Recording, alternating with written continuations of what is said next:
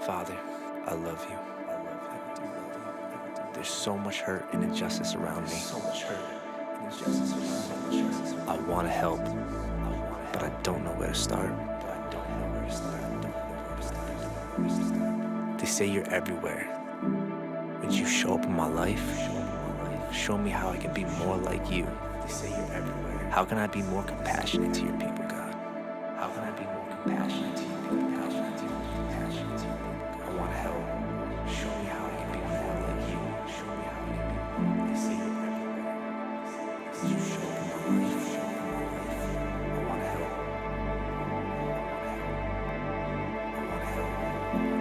I wonder if he's homeless. How did he get here? How did he get to this place? How long has it been since he's eaten? Does he have a job? How would he get a job? When was the last time he shaved? When was the last time he had a shower? What caused him to be homeless? How did he get to this place? If you love me, feed my sheep. I want to help. How would he get a job? If you love me, But I don't know where to start. feed my sheep. They say you're everywhere.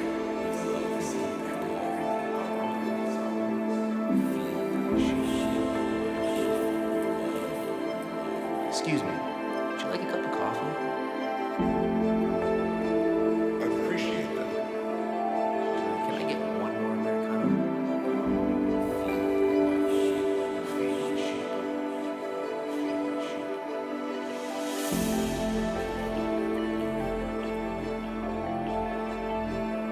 Thanks a lot. Is there anything else? That's all I need. Thank you, God.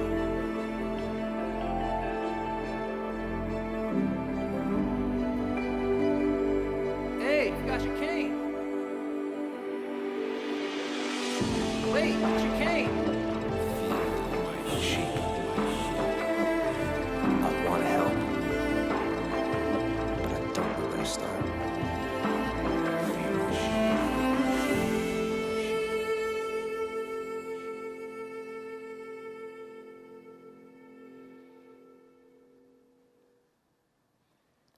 Well, it's good to be here with my friend Vicky Beatty. Vicky, I just want to take us back a moment to just a few months ago. Just a few months ago, we spoke to one another about a thing called Ignite Legacy.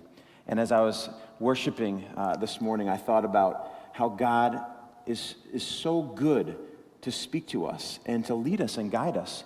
During that season, so many of you prayed and gave in order that we could enter into this day today. Yes, we thought we were going to be able to wait till the fall, but here we are. God's plans are different than ours sometimes, but there's no way we could be here if it weren't for Him speaking to us in that season. And really, that's what we're going to be talking about today. We're going to talk about how the way God speaks helps to transform our lives. And, you know, Vicky, it's not often that I get to sit on the stage with somebody who's been in the church longer than me. And you've actually been in this church for how many years now? Well, I'm not very good at the math, but I was going to WestCon, and I started to go to the singles group in 1984. 1984. So it was early days at South Street. Very good. So you've got a chance to see this church change and grow, and it's pretty interesting that here we are, you and I, doing our first online service together. Yes. You wouldn't have expected that back in 1984, right, would you? No. Well, you know, you've been doing some really exciting and interesting ministry for many years, over 30 years on the field. Yes. So tell us just a little bit, because, you know, sometimes I take it for granted that everybody knows you, Vicky, because you've been in the church and part of the church for so many years. But for those of you that don't know Vicky, I want you to get to know her a little bit. So tell us a little bit about where you are currently and what your focus of ministry is. Yeah. So I'm a nurse, and SIM has a small clinic in Upper Nile State in South Sudan. And I'm involved in the leprosy ministry, and I help others to do the work as well as myself. I mean, I see the patients and help the patients, but leprosy is still in Africa, and it's particularly in our area of East Africa because of the many years of civil war and poor health care. So I'm living there. We have a small team, and we're meeting the health needs, and the others are doing evangelism in the refugee camp. So not many of us know about South Sudan, Vicki. Yes. You know, it's every once in a while, maybe we hear about South Sudan on the news, but explain a little bit about what South Sudan is like, the infrastructure, the differences between a place like South Sudan and our everyday in the United States. So where I am, it's a very rural area. I have to fly in on an airplane. We have a very good airstrip that's made with gravel because of all the refugees, and the UN has a big ministry. When I first went to live there in 2007, we had no vehicles. I had a bicycle. And I was living in first a safari tent while they built my mud hut. So just to be clear, you started out in a tent, and then you must have felt like you were moving on up when you got into that mud hut. Huh? It was a palace. The mud hut palace. Now, Yes. now what? What's the living conditions now? I'm in a cement block house with some solar panels so that I can charge my computer. I do have a small fridge that sort of works. At least I can get cold water. Tries to work every once in a while. But I share an outdoor latrine with teammates as well as an outdoor shower. It might sound like fun to have a shower out It's like under camping the all the stars. time. Yeah, oh yeah. But you have to worry about the bugs, the mosquitoes, and the snakes. So I take a shower earlier. So this is a very different culture, very different experience than what we're used to. But I just wanted to get a sense of what it is that Vicki does, where she does it. You know, this passage that we're looking at, Vicki, is one I know is important to you, and it's important to us as a church. And the first question that's truly asked here is the question, who is my neighbor? I love the way Pastor John Dischinger started out our Church in Action week. Some of you picked up this beautiful document this week or last week, and in it there was this photo. It's going to come up for you to see, and it reminds us of the juxtaposition that we see all the time in our world, where in one case you've got a fashion shoot going on right next to a gentleman sleeping on the stairs. Now this happened in Portugal, but it could happen anywhere, and perhaps you've seen it somewhere. This kind of gives us the focus of what we're looking at this week, that our compassion transforms. It reminds me of the passage we looked at last week, which reads like this. The man wanted to justify his actions, so he asked Jesus, "Who is my neighbor?" What does it mean to justify, to vindicate oneself? Well, I think what this particular gentleman was trying to do is he's trying to soften that demand, to not feel obligated so that he doesn't have to respond. He's shrinking from the scope of responsibility. He's identifying what's the minimum obedience that's required by Jesus. He's also identifying something interesting. He's identifying who is the non-neighbor.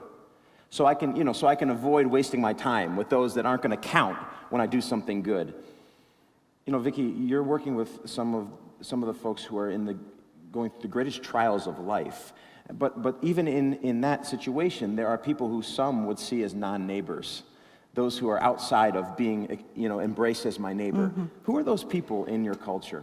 Well, often it's people with leprosy, because many people don't understand that it's a treatable disease, and they don't understand it's very hard to catch leprosy from someone else.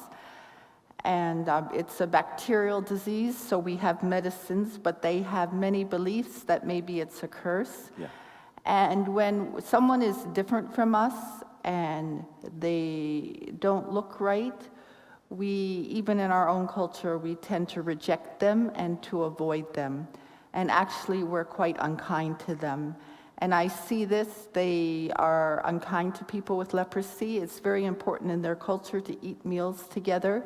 They won't eat with a person with leprosy. they don't provide good shelter for them, and they really stigmatize them.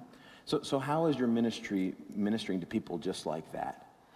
Well, we provide care for them. They live at home. Now, people with leprosy are not cared for in villages. They So come... at one point, they were actually ostracized Yes. from the community. Yes. And so now that people aren't they understand that it's not something that they need to be afraid of, people are being more embraced back Well, into that's what organizations like the World Health Organization are pushing. There is now treatment. Most people are in treatment for 1 year, Yes. and they come to our clinic. We have 2 mornings of clinic, and we give them medicine. I've been training people to give the medicine. They need a very good exam because they have a lot of neurological problems. That's where the bacteria go. And we visit them in their homes as well for outreach. We do self-care groups and other things.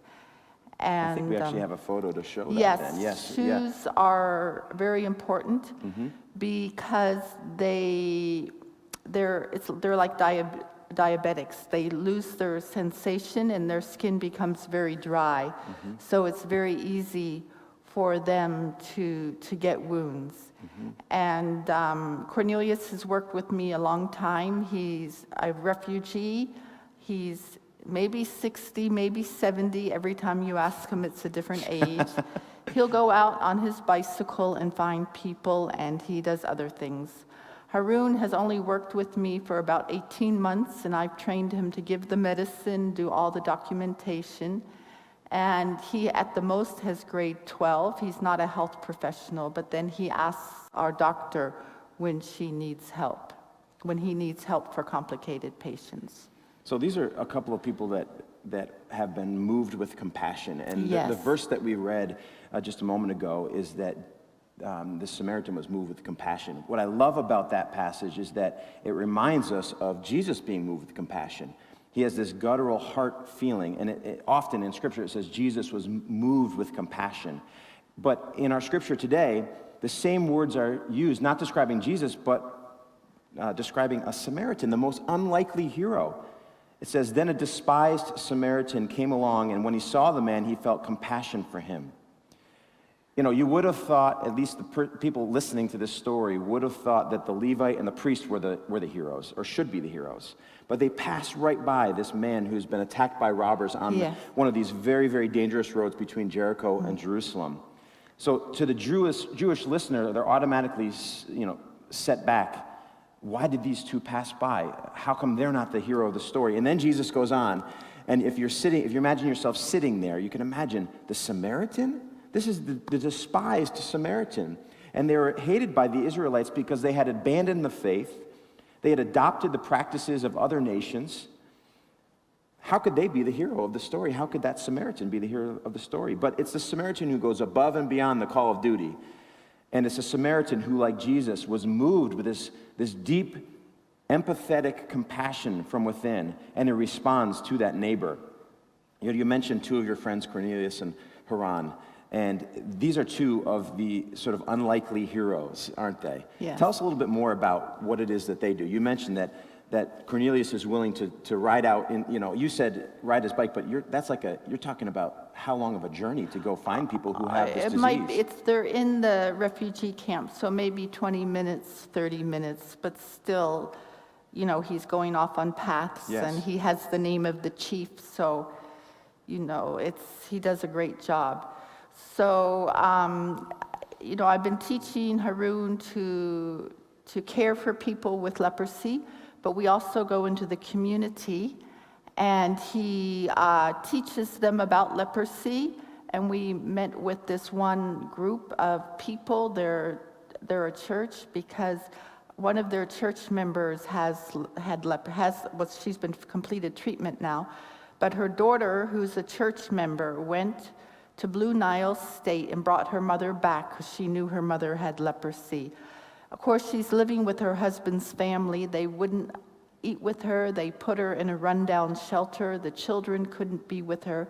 And usually the kids are always with their grandparents. And so we met with the family, and the husband and father-in-law of this girl who brought her mother, who was sick, they didn't know, and they were church leaders. And so once we met with the family, they started treating her better. And then they agreed for us to come and teach the church about leprosy so that they can be kind to people with leprosy. So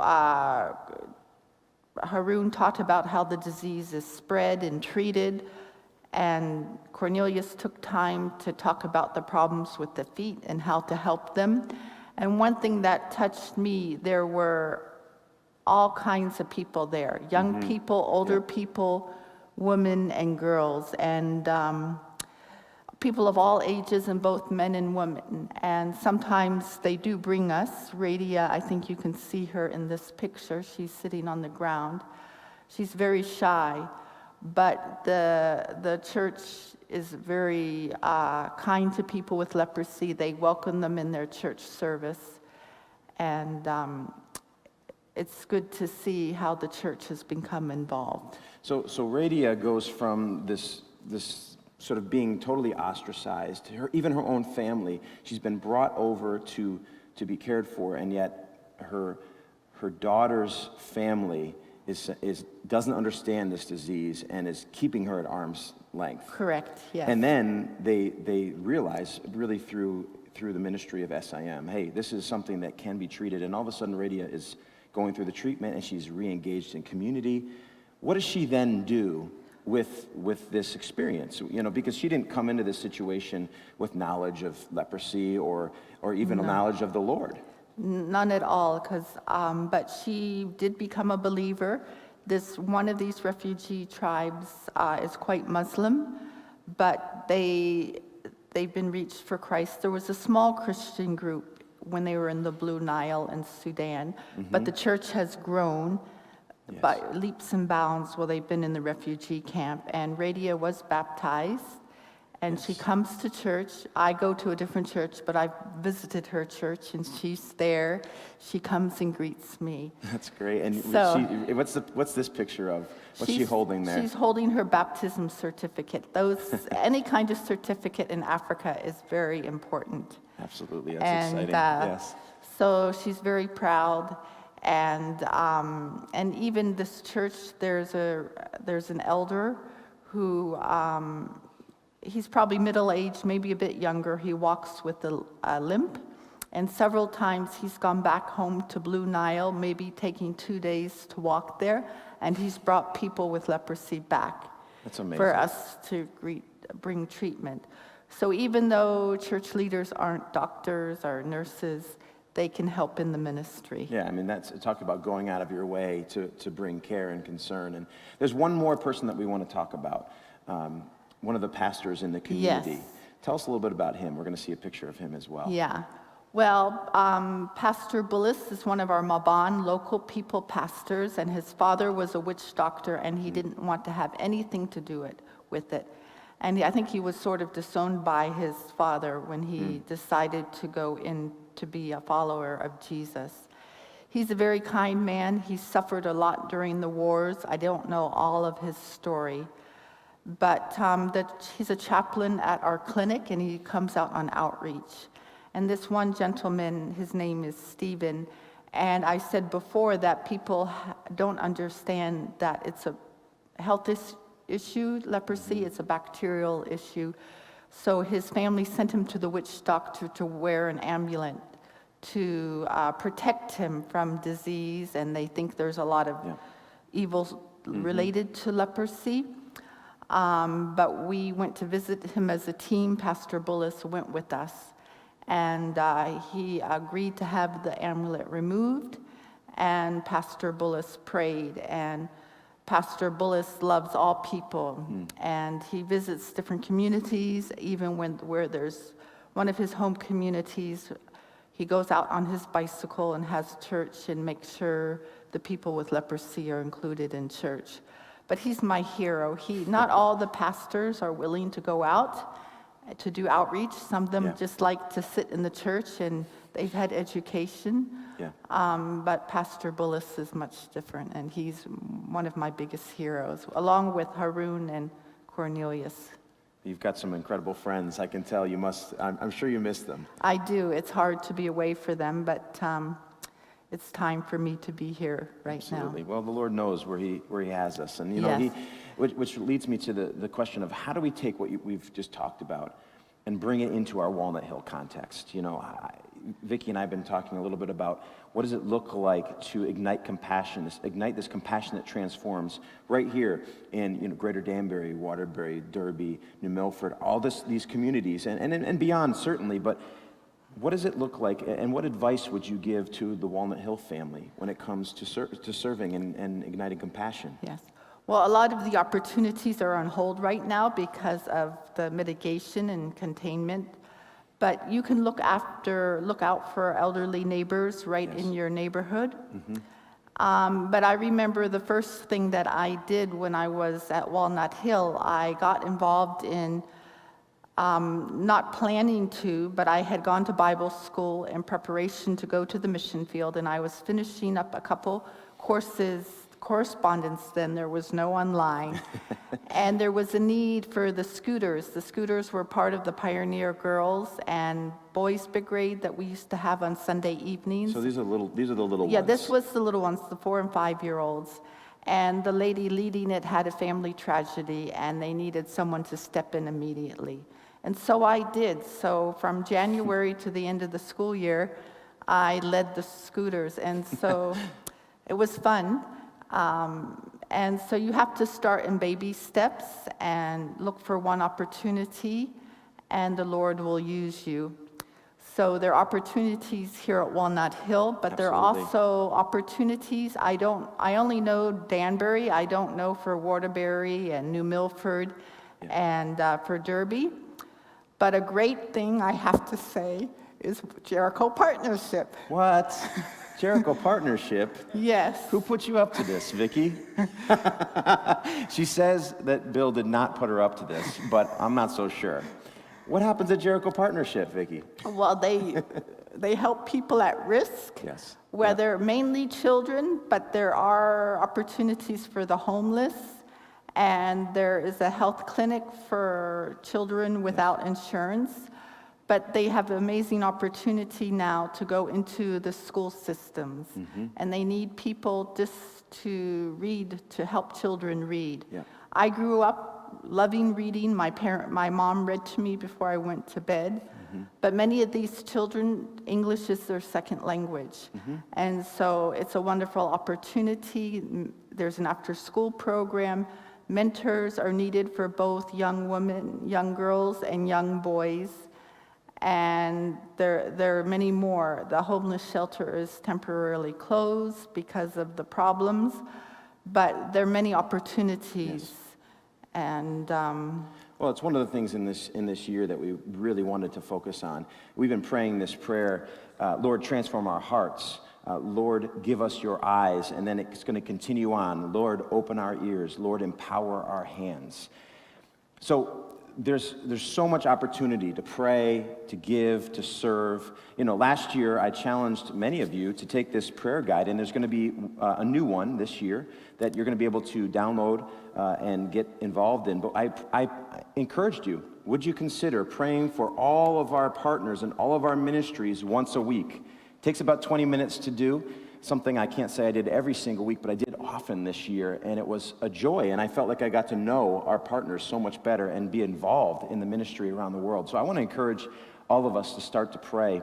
I want to encourage us to give. Many of you have been giving to Church in Action for many years, and I want to encourage you to keep going with that. This is a season where we've said, Lord, please speak to us, and we want to respond. We want to hear from you. We want to respond. And I want to encourage all of us to do just that. I'm not going to challenge you with anything in particular except to say, listen to what the Lord has to say to you and respond. And for those of you who have never been involved with our Church in Action giving, I want to encourage you to make a pledge for the first time this year. Vicki is just one of the folks that we support through Church in Action. We have 32 different missionaries and partnerships, all sorts of different opportunities to get involved in. I really want to encourage you to be involved. Our goal is to give away $500,000 outside of our normal operations fund. And then finally, Vicki got right at it for us, is serve. yes. There are so many ways, and start somewhere. So often we can sit on the sidelines and say, it looks like everything's being taken care of. Someone else will do it. But friends, in the body of Christ, you are needed.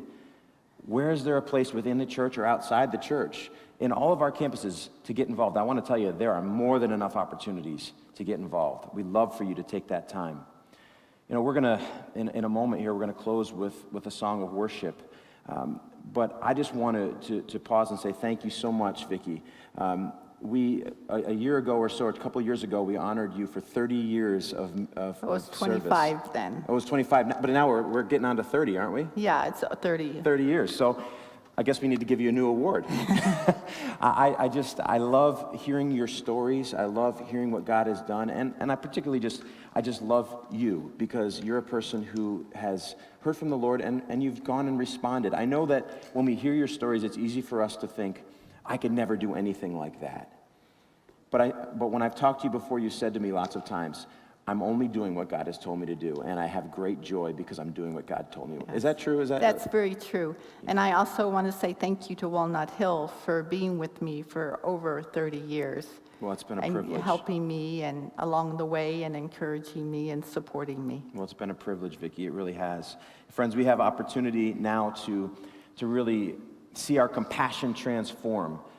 We are in a unique moment where we will have opportunities that we can't even see right now, right in our community, but we also have opportunities out there in the world, and I want to encourage everyone to be involved. You know, Vicki, before we close, is there anything that we can be praying for you? I want to pray for you before we let you get away from us today. Yeah, well, pray for my team in South Sudan. It's really hard. They're supposed to have a Spiritual Light Conference in April.